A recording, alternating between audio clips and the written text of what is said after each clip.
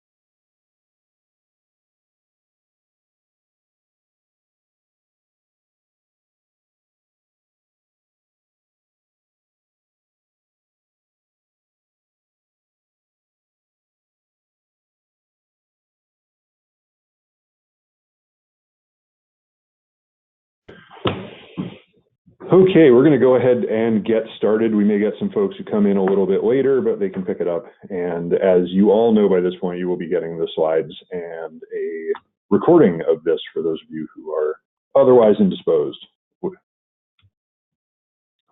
Welcome to the Kenshoo Q1 2019 Analyst Preview of our Quarterly Trends Report. My name is Chris Costello. I'm the Senior Director of Marketing Research here. Those are my vital information. This is my little command center here in our main conference room in Chicago. This is me controlling the presentation. This is me watching Pinterest's share price today. And this is me monitoring last minute emails and Slack messages, thanks to Margot for the picture.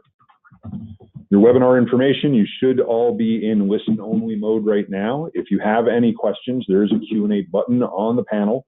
Please use that. I will be directly addressing some of the stuff in the news already, so we may proactively be answering some of those questions. If you have sound issues, if your audio via phone is not working, you can also go via your computer. And Lily is manning the phones if you have any other issues. She's also watching the chat box to see if anyone's having any problems. So without any further ado, our agenda for today, pretty much the same as we've done before with that one extra section I just mentioned. We'll be going through high-level industry insights, talking about some of the core market trends. We'll discuss emerging channels. We'll talk about some of the news items that have been hitting recently that I've gotten questions from some of you on this call already about. We'll talk about methodology, and then whatever questions I have not addressed, we'll try to answer at the end. So starting off with those high-level industry insights, what is the big picture? The big picture is that these key channels that we operate in are continuing their overall growth trends. after the holiday spike or accounting for the holiday spike. Typically, we'll see a slowdown from Q4 to Q1. We'll show you just what that looked like. But overall, when you look at the year-over-year numbers, everything does seem to still be moving in a positive direction. Social, search, and the e-commerce channel all increased year over year on a same advertiser basis. And we're also tracking newer properties like Pinterest, who everyone is kind of keen on today in particular. And then Apple Search Ads is another ad vehicle that we've been supporting at Kenshoo over the last 3 to 6 months now. So we've got some stuff to say about that as well.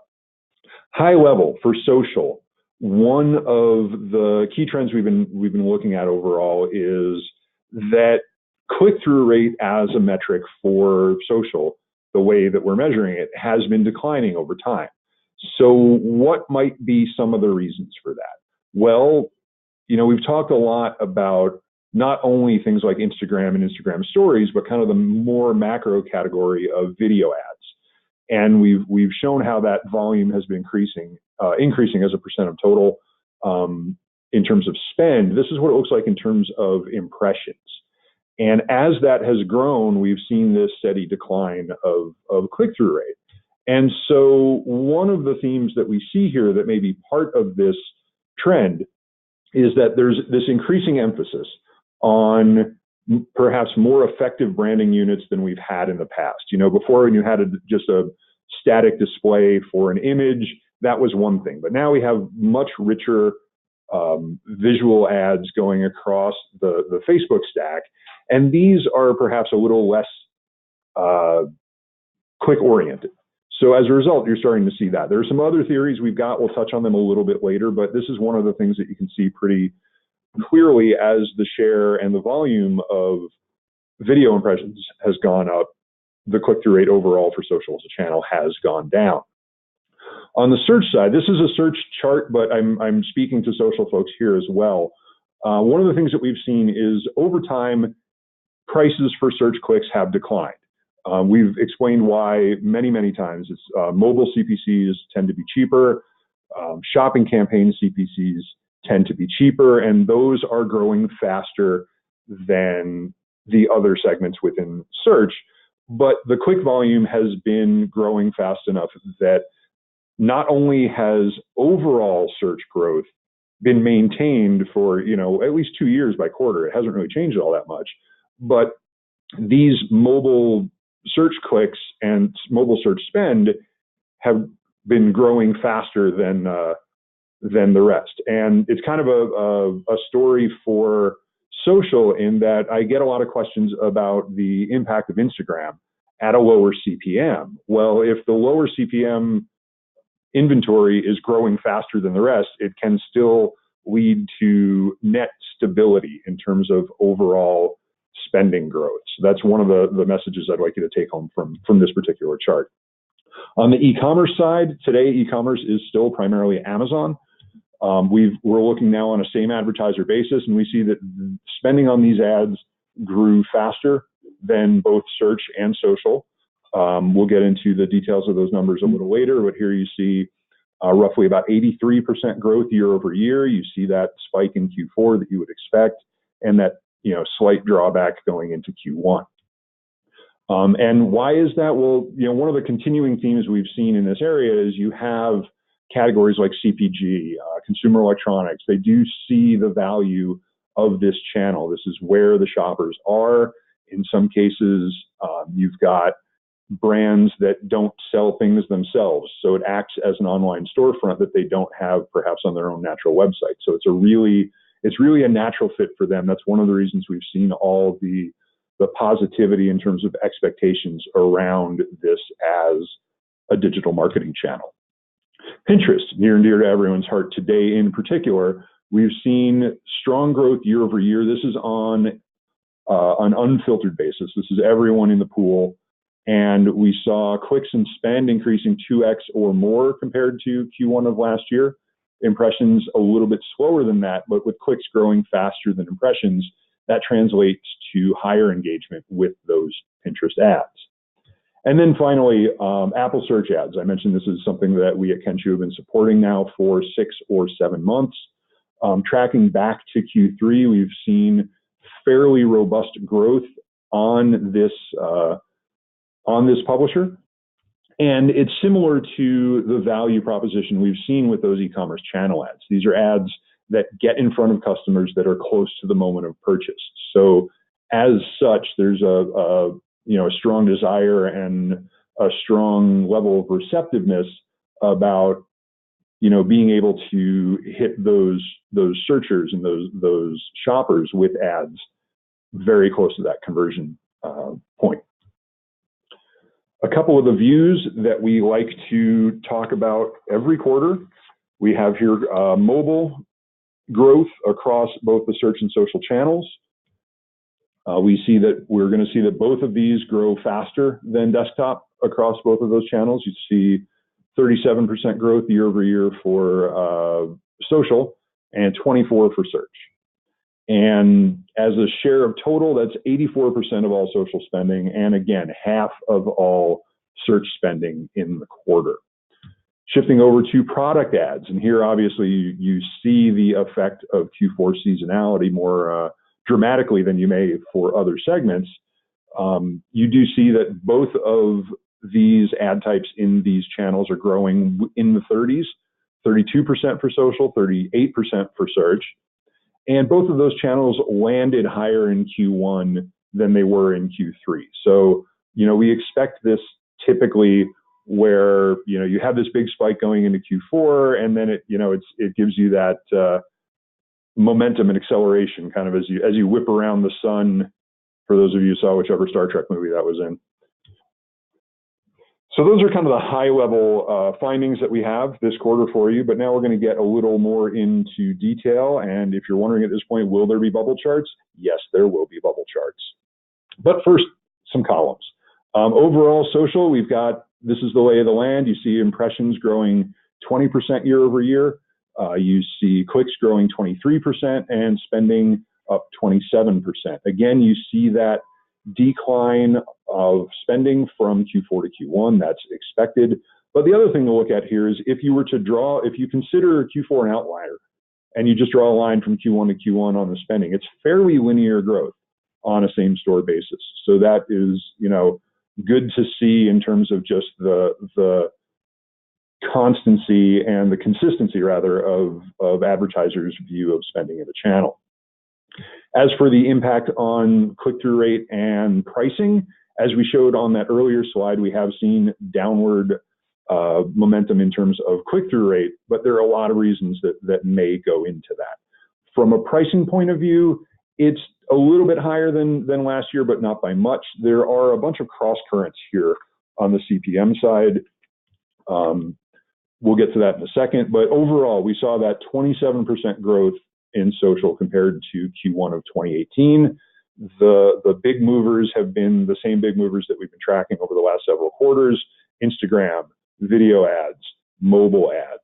That 27% number, based on some of the conversations I've had with some of you, is about in line with expectations, so that's good. And we are seeing this growth in more passive ad units like video and stories, and that may be one factor in the overall decline of clicks and click-through rate. Other elements are, Facebook pushing for broader targeting for some of their campaigns. That's going to hit a wider audience, but perhaps at a lower CPM, or rather a lower CTR. There are things going on within carousel ads, for example, where it may be the opposite. It may be narrower targeting that's hitting those in a certain way, or there may be, architecturally or systematically things going on with carousel formats where, for example, if you're seeing fewer cards within a carousel, but I'm getting ahead of myself to talk about that a little bit later. I want to go back to how to look at the impact of video share of impressions on click-through rate. And what I did here is I took each of the 15 months between January of last year and March of this year and put them on a scatter plot of impression share versus click-through rate. You do see there's a trend line. It's got a half decent R squared.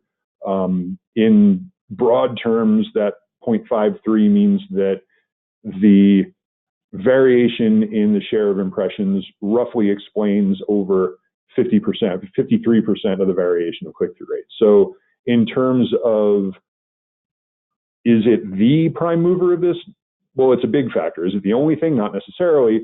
And it very well may be a factor in that decline, but it is also one of those things that we all know. Correlation is not causation. So these things varied simultaneously. It could be they both had the same root cause. It could be one was affecting the other.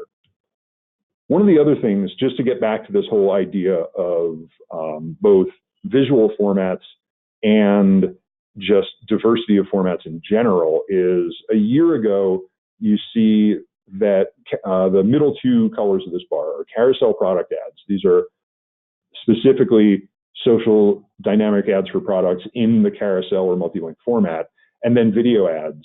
They're up to 59% of total social spending, and that's up from 49% a year ago. If we go back even further, one of the things that you'll see is the green chunk at the bottom. These page post link ads were kind of the basic bread and butter ad on social out of the gate for a long time. And we're seeing those become less and less of a dominant part of the mix as Facebook continues to innovate, as they continue to introduce new and different ad types. And a lot of what we're seeing, the different cross currents within the market are that you've got all these different things that are tuned specifically for different outcomes. I've talked about this individually with some of you, and I think I've talked about it on the call before, where you do have elements that are looking more towards direct response. You have elements that are looking towards branding. Those have different objectives. Those have different, audience goals. And so we're seeing all these things kind of swirling around, and it does kind of all affect some of these numbers in different ways. And we'll try to tease out as many of those ways as possible. I promised you bubble charts. Let's go through the bubble charts of the key segments. Here we see where we were Q1 of 2018. Some of the common threads that I'll tune you into is in the upper left corner. Dynamic ads for products and carousel ads are mostly the same thing. In the center of the graph, mobile and overall social are mostly the same thing. We see that Instagram and video, as I mentioned earlier, tend to have lower click-through rates. Desktop feed continues to be kind of the premium ad placement within the social hierarchy. And as we go through time, if we move to Q2, we see everything just kind of move a little bit up as cost rose, then a little bit of, movement on Q3, not much between Q2 and Q3. To Q4, everything gets bigger and moves to the right, as one would expect from the seasonality of it all. And then in Q1, everything just kind of retreats a little bit. But the core trends around this are those groupings. So you look at carousel equals dynamic ads, you look at social equals mobile, Instagram still lower CPM than total, and video being a fairly large chunk, and desktop feed off in its own little spot there on the right of the chart. To turn the focus on Instagram, as I know we like to do in these, continues to grow faster than overall social. I know in the past we've seen, like doubling of spend year over year, but we're about a year past that now. So, we're starting to see more apples to apples comps in terms of just Instagram being part of the mix. So as a result, your year over year numbers are going to decline somewhat and be a little more reasonable, still faster than everything else, but only 44% compared to Q1 of last year. And that is, again, the tougher comps. Instagram stories, you see the blue tip on the top of the column, that made it up to a little over 10% of the total Instagram spend in Q4, but back down in Q1. There are a lot of reasons for that. One is that it is still very new. It is still very small. And you see things where advertisers may have dumped a bunch of money into it for the holiday season and then just maybe took it out in Q1. So we do see some volatility in there. It's still something that a lot of people are focused on, and we do expect to see more from it in the future. But for now, it's still a very small part of the overall social advertising ecosystem. Now we're going to do something that I would like to consider to be called follow the bubbles. We saw them in the broader scheme of things, but what happens if we just take the Instagram bubble and track it over time? This looks at, again, CPM on the x-axis, click-through rate on the y-axis. The size of the bubble is the overall size of the growth, the representative growth of that particular segment. It's a little chaotic. You can't quite connect the dots. So I connected the dots for you over here, but without the size. And again, increased 44% year over year, declined 24% on the quarter. CPM hasn't really shown much of a clear trend. It's kind of, it goes up, it goes down, it goes up, it goes down. So it's not that consistent. You see those click-through rates have all been fairly steady between that 0.8 and 1.0 range over that time.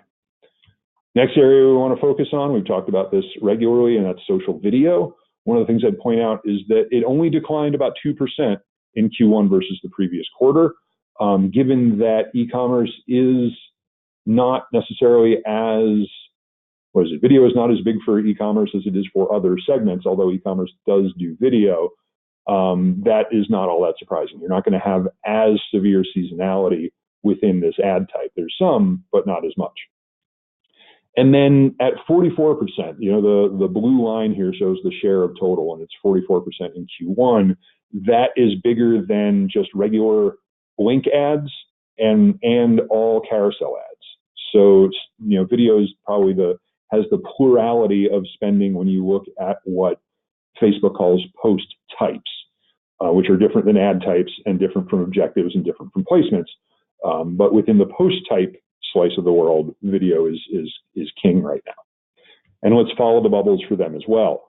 Here you see the big Q1 2019 there at the bottom and the Q1 2018 right on top of it. So you see no real CPM variation year over year, but between now and then it got a little bit more expensive and pulled then back to where we were a year ago this quarter. And that's overall 57% year over year growth, that 2% quarter over quarter we talked about. And as we kind of have been talking about several times now, you see that click-through rate for not only the overall click-through rate of social dropping along with video, but the click-through rate of video itself has been dropping somewhat over those 5 quarters. But the question is whether or not that's the best measure. There's a question as to whether or not click-through rate is the best measure for anything ever that's gone back to the beginning of digital advertising, but that's a whole different rant that I'm not going to get into. Product ads, another area we like to focus on. If we kind of break out, we looked at just the spending growth, but if we look at both impressions and CPM overlaid with that, one of the things you can see is that if you account for the seasonal spike in pricing, you get a fairly nice linear growth of CPM pricing. But you do see this decrease in impressions, and this is where we get into the overall mix within the Facebook stack becoming more and more complicated, in that on a broad level with things like video ads and things like regular old link ads, you may see particularly Facebook emphasizing broader targeting, really go for maximizing your audience. But when you're trying to sell them something, you want to be more targeted. And one of the ways that tighter targeting will manifest itself is paying more for smaller, more targeted audiences. And so that's one thing, possible underlying factor here for what's going on with these product ads in particular, that then works at cross currents with some of the other things we're seeing for other ad types. If we follow the bubbles here, we see 32% year over year growth like we mentioned before. And we see something a little bit more what we would expect given the seasonality of these ads. You see that big jump out to that Q4 bubble that is the largest, and then pulling back in pricing, fairly consistent within the click-through rate overall in that 5 to 6% band. Another thing we'd like to look at that we haven't done before is what if we break this out by some of the key verticals we've got within the Kenshoo advertiser base. And so this is not getting into the relative size of those categories, but just where they kind of weigh out in terms of CPM and click-through rate. And so you can see that automotive advertisers have some of the higher CPMs among this advertiser set, and then travel has some of the lowest. And you see e-commerce up top, and e-commerce they're clearly going to be heavily leveraged in these DPA ads and also these carousel ads because they're mostly the same thing. So you would expect to see that higher click-through rate for that segment.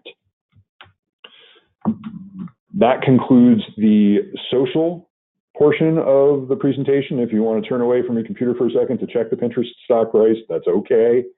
But we'll get back to, we'll move on now with search numbers. Here we see the volume growth, just the regular volume growth quarter by quarter, indexed again, as we do with all of these. And you see 36%, 25%, 11% year-over-year growth for impressions, clicks, and spending, respectively. That 11% number, obviously the one a lot of folks on the call care about, pretty much in line with what we have typically reported for, non-holiday quarters. Holiday quarters, as we spoke about last time, tend to get another couple of points of acceleration. We are, heavily invested on direct retail and e-commerce advertisers on the search side. So we get a little bit of a extra bump there. And you see that seasonal runoff of all these volume metrics from Q4 to Q1 as well. Click-through rate and CPC, pretty much steady as she goes. General downward trend on CPC is similar to what we track, again, outside of the holiday-fueled spikes in Q4. So that's fairly consistent there. Click-through rate's been kind of hovering within a 2 or 3 tenth of a percentage point band. The highlights here is, as that seasonal spending boost receded, we still saw search spending increasing 11% over Q1 of last year. And we did see, again, that soft landing over those pre-holiday levels. So we ended up better than we started going into the holiday season. And I wrote this next bullet point and realized I wrote the exact same bullet point last year, or last quarter rather, which just explains to you how consistent search is. Mobile continued to grow at more than twice as fast as the overall growth of search across both keywords and shopping campaigns. And that gets back to that, yes, you may have a lower priced component of your overall portfolio, but if it's moving fast enough, it's going to net out to consistent growth across the whole enchilada.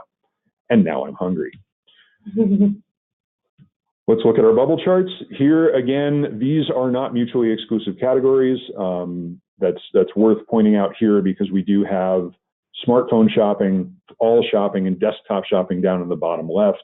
You see smartphone keywords above the total and desktop keywords off to the right. We also break out the total smartphone segment. We look at what we consider local search, which is SMB. It's kind of a loose categorization for now, but it'll help for our purposes. And then dynamic search ads are something new that we've been tracking as well. And the grouping here, you don't see a lot of movement in search just because, as we said, search has been fairly constant in its steady but modest growth in that 10 to 11% range. So Q1 to Q2, you see a little bit of movement there, a little bit of movement. Then, the shopping stuff, the stuff on the bottom left and the desktop shopping you see from Q3 to Q4 make that sprint off to the right where the CPCs are higher. And then you see everything pull back a little bit in Q1. Breaking it out just by device to look at where the pricing works out. Once again, we had CPCs down across all devices from Q4 to Q1. Most of that is driven by shopping campaigns. If I separated that out, it may look a little different. And then desktop search overall continues to kind of increase a bit. We'll look at that as we follow our bubbles in a moment. Looking at mobile search, one of the things we've been looking at over time is how and when we became a mobile majority for search. For clicks and impressions, we did it quite some time ago, but now it's about 3 quarters in a row where we've seen about half of all search spending on mobile devices across keywords and shopping campaigns. If we take mobile search and follow the bubbles, again, the size of the bubbles don't change quite as much as we saw with some of the social data.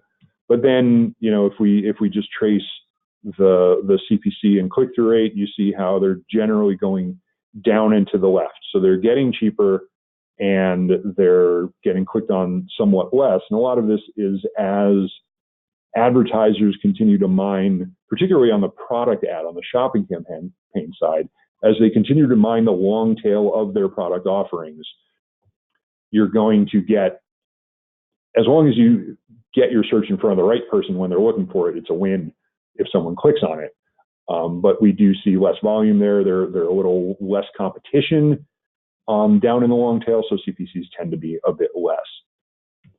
If we look at those desktop keywords, this is probably the best example of the follow the bubble paradigm here and this format of chart. You see, again, the size is fairly constant. Desktop keywords are kind of like fairly constant within the overall search ecosystem.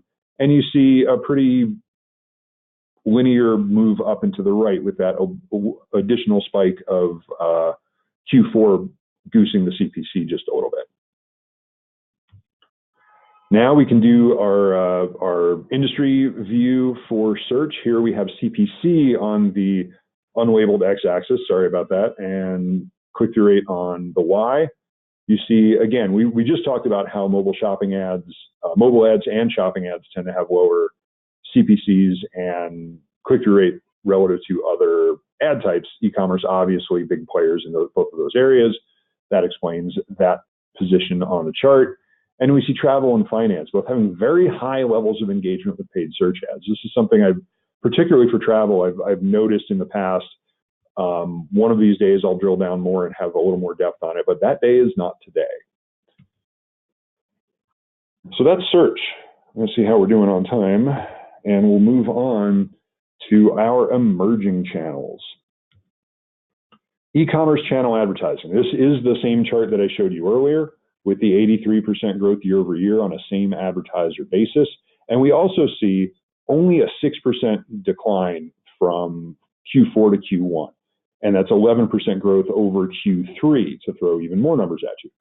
And one of the things that we've seen with this channel is that it's very responsive to just the volume of what's going on. It's not as price sensitive. We haven't seen as much movement on CPCs here, so it's just a more pure reflection of volume. Where on search, you've got a dip in volume and a dip in pricing. Here, you might just have a bit of a dip in volume, and so you wind up with a little less variance in some of the spending curves than you might see where you've got both of those things working for you. Moving on to Pinterest. We showed those year-over-year numbers previously. Here is what it looks like with blown out by quarter across impressions, clicks, and spending. While I've talked about that soft landing in Q1, you might look at this and say, hey, Q1's actually lower than Q3 here.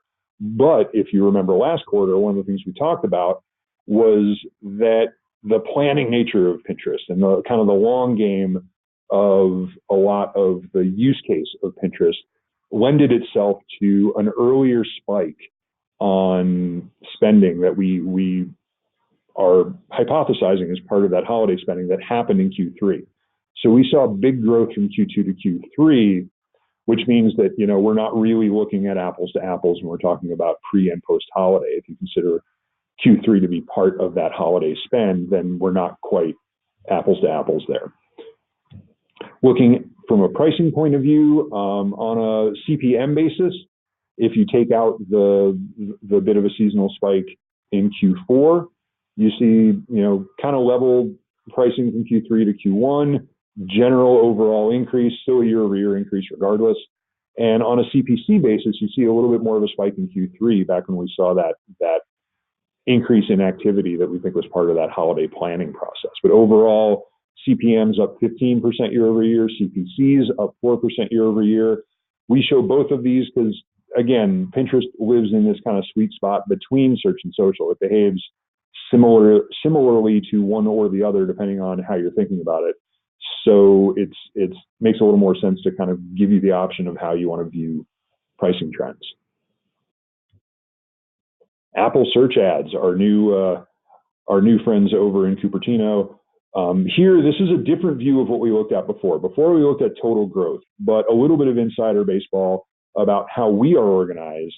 We have a product that's focused on app-specific advertisers. It's called K-Apps, and this is where Apple search ads live, along with Facebook, along with Snap, along with Google Universal Ad campaigns.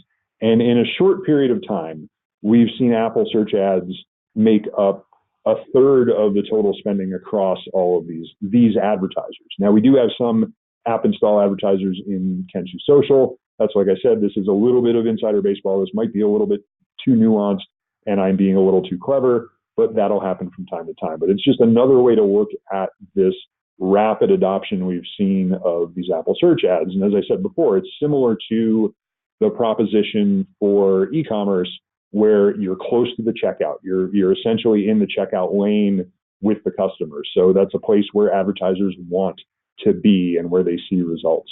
So we look forward to reporting on this more in the future and getting a little bit further down in the weeds as we're able to see those weeds. And now, like I said before, that's kind of the data part. We've gone through all the data. Now I want to talk a little bit about some of the items in the news. I've spoken to some people individually about these before. I've sat on panels where these things have been asked. So I know these are areas that I think you guys will be interested in. First and foremost, Instagram checkout. This is the ability to directly purchase something from an Instagram shoppable ad. So what does it mean? Why does it matter? Well, it addresses a few things. One is Instagram is a fairly immersive experience. You don't necessarily, as an advertiser, want to disrupt that experience. So if you show someone an ad, they may be, thinking about, well, do I want to click on this and go down this path to purchase this thing, or do I want to continue experiencing Instagram? And the people who choose door number 2 are going to fall out of the funnel. So this gives you a way to keep them in that funnel where you might not otherwise have been able to do so. And the other thing, as much as I am passionate about not looking at Instagram ROI in a silo, it does provide more direct attribution of sales to Instagram as a channel. And that is, good for marketers' ability to demonstrate the value of this channel to justify, for example, increased spending.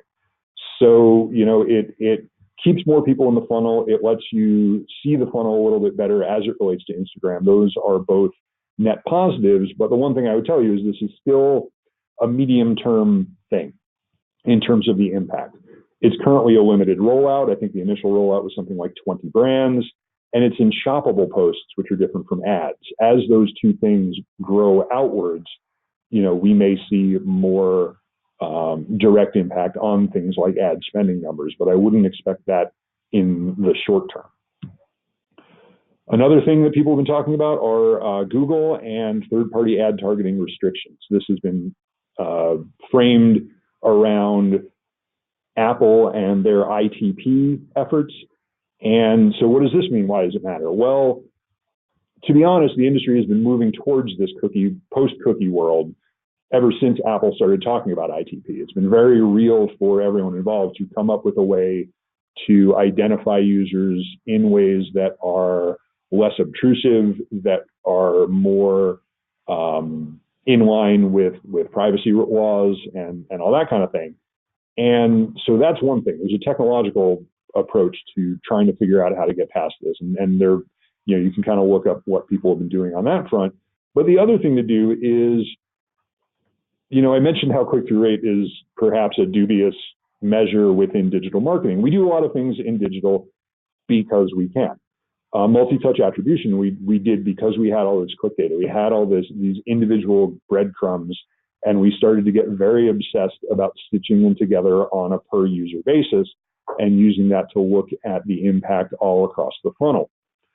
What things like ITP and what Google's talking about will do is it'll kind of force us to evolve our thinking about analytics and tracking the impact of marketing programs across multiple platforms, publishers, devices, all of this. And, the general umbrella of this has been called incrementality research. It's kind of a variation on test and control A/B testing, but it's kind of like admitting something's a black box and just looking at the inputs and the outputs when you vary the inputs. And it's always been a fairly robust way to look at this. And it's kind of gaining a lot of traction now, both, for us here at Kenshoo and more broader within the marketing ecosystem. So it's something you're going to hear more about. And it may actually help get us away from things like what is the ROI of Instagram stories, which is not really the question you should be asking anyway.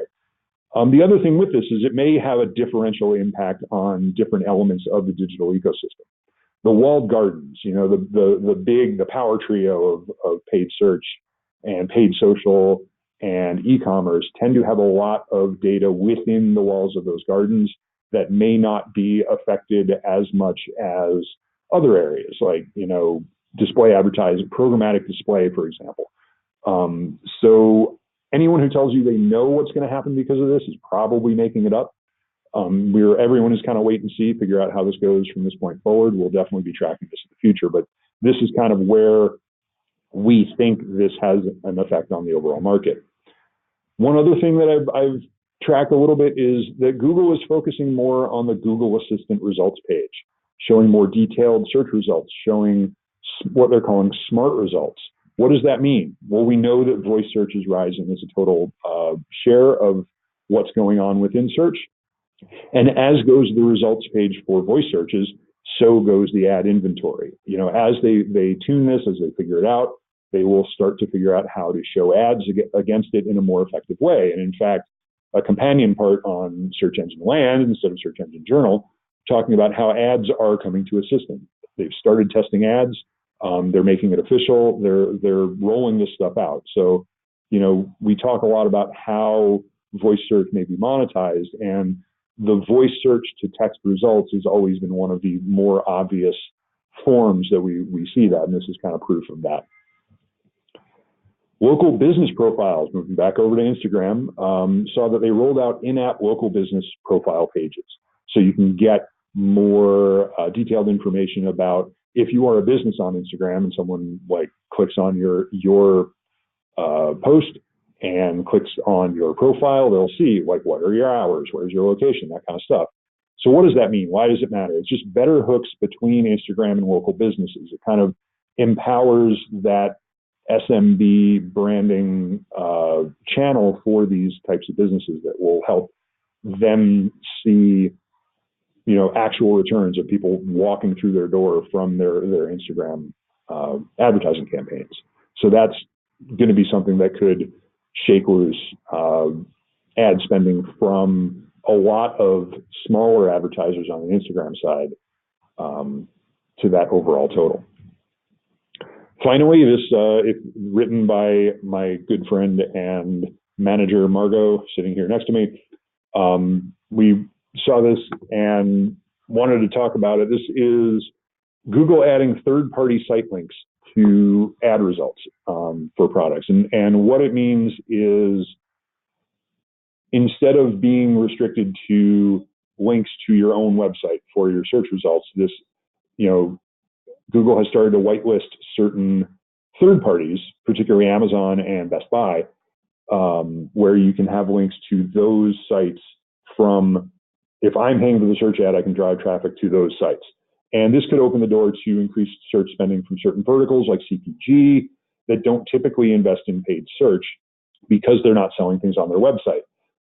When you think of the typical way that the search auction works, you click on the ad.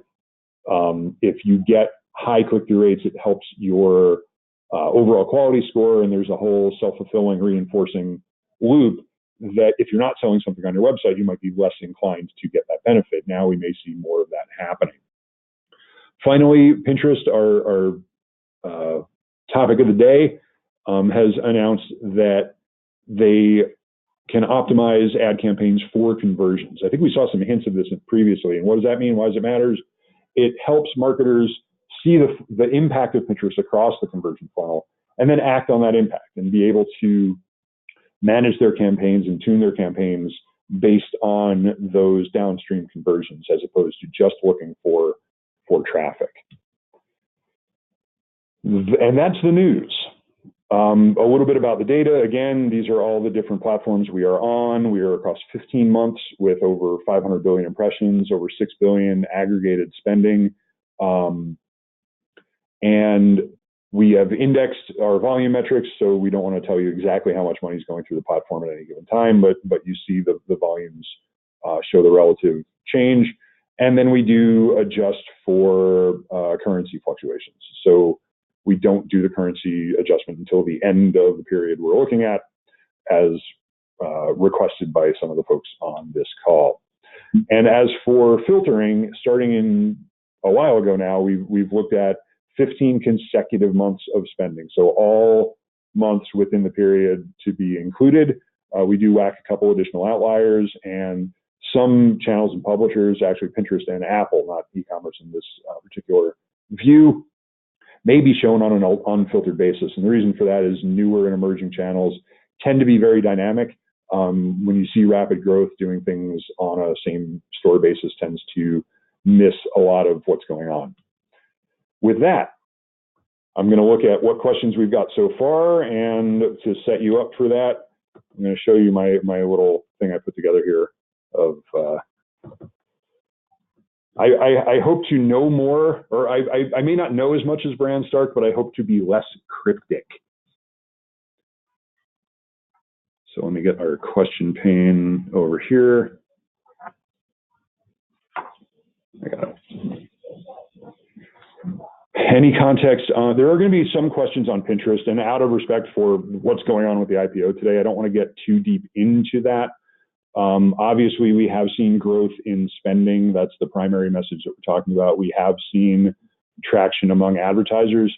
Like qualitatively, I don't necessarily have a lot more for you than that today.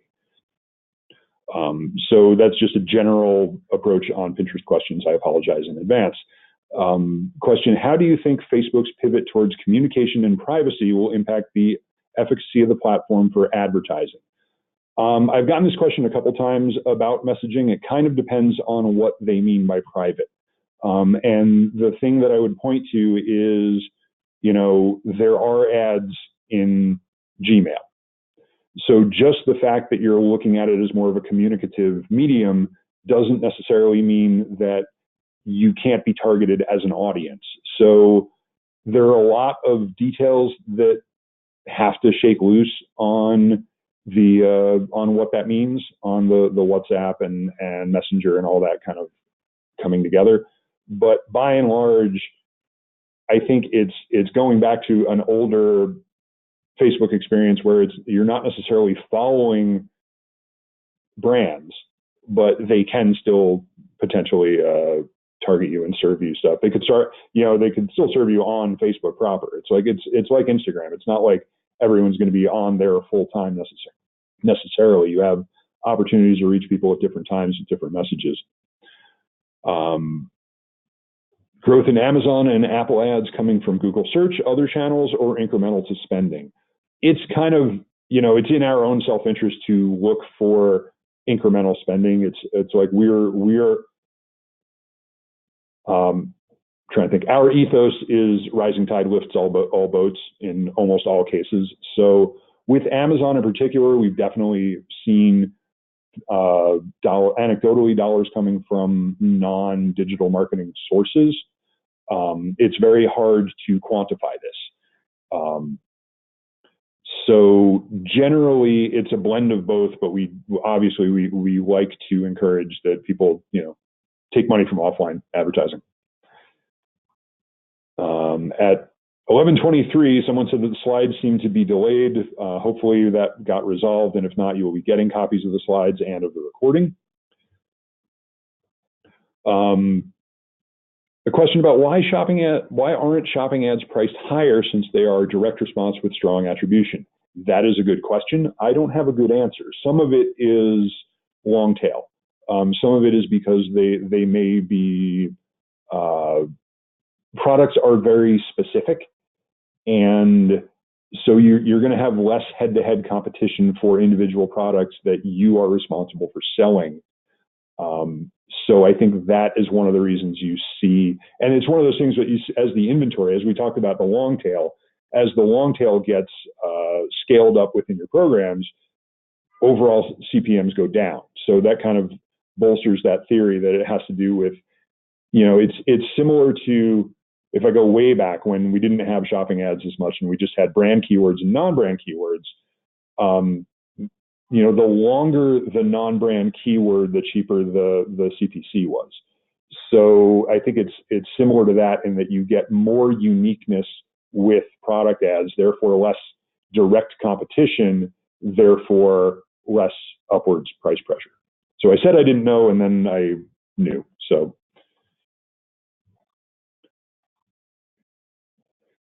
let's see.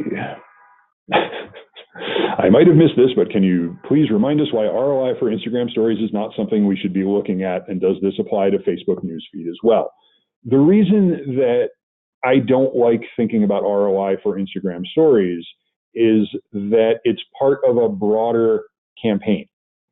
Typically, you're not, as an advertiser, you are not going to just be on Instagram stories. You're going to be on the Facebook stack. You're going to be on paid social in general. You're going to be on digital in general. All of these things work together.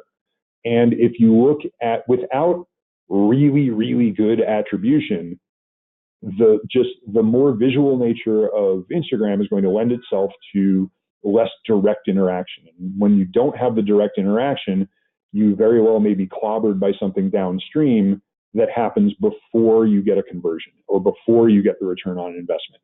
And so that is going to either, if you're looking at a last click or a last touch attribution model, that's going to clobber Instagram entirely when it had a role. So, I always like to zoom out higher. And that's one of the things we talked about, I mentioned with incrementality, that's kind of attractive about it. And this is coming from someone, I've literally hand-coded attribution models. It's like, I know how they work and I know how they're supposed to give you value. But if you're not understanding the different roles and the different types of interactions with these different ad units, you're going to miss important elements of what's going on. Wondering if you have any reads on Snap advertising yet. Starting to. I think some of that is changes we've made to our data models with regards to that K-Apps platform. So we're starting to get better tracking of Snap, but I don't have anything interesting to say about it yet. The good news is I can see it fairly clearly now, so we should start to get more data on Snap going forward. There's a couple more questions, and then we'll let you get on with your day. What are your thoughts on Amazon's average advertising cost of sales? I heard it's in the 25% range. That seems very high. One of the things with Amazon is a different beast than we've seen with social, than we've seen with search. If you look at just proximity to the actual purchase and the actual sale, Amazon is very, very close to it.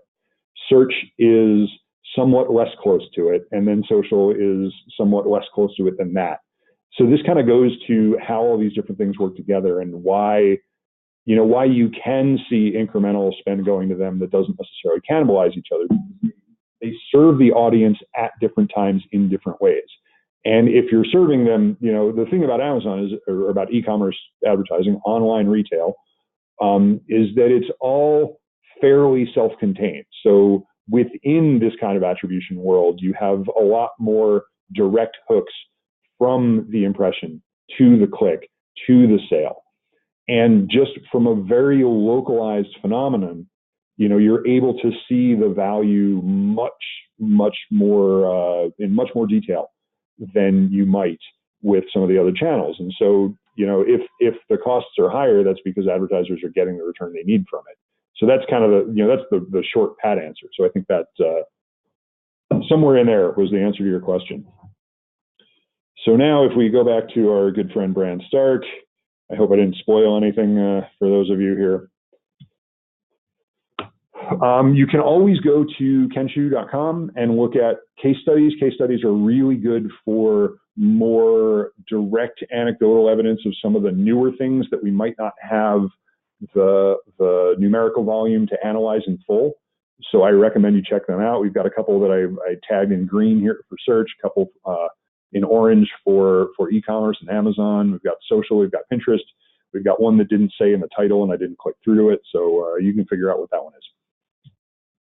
Marketing research in general, we will be recording or reporting everything that we've talked about here as an infographic. Getting towards the end here, voice not working quite as much.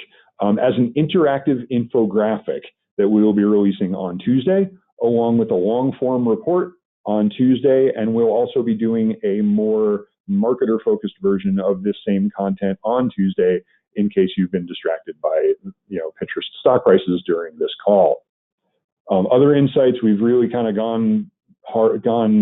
we've leaned into our blog. There's a lot of content there. There's a lot of stuff both on other people's news and stuff that we're doing here at Kenshoo, so I recommend you check that out as well.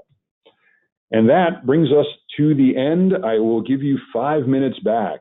I am a generous, generous person. Thank you all. We will see you next quarter. Obviously, reach out if you have any additional questions. Thanks. Goodbye.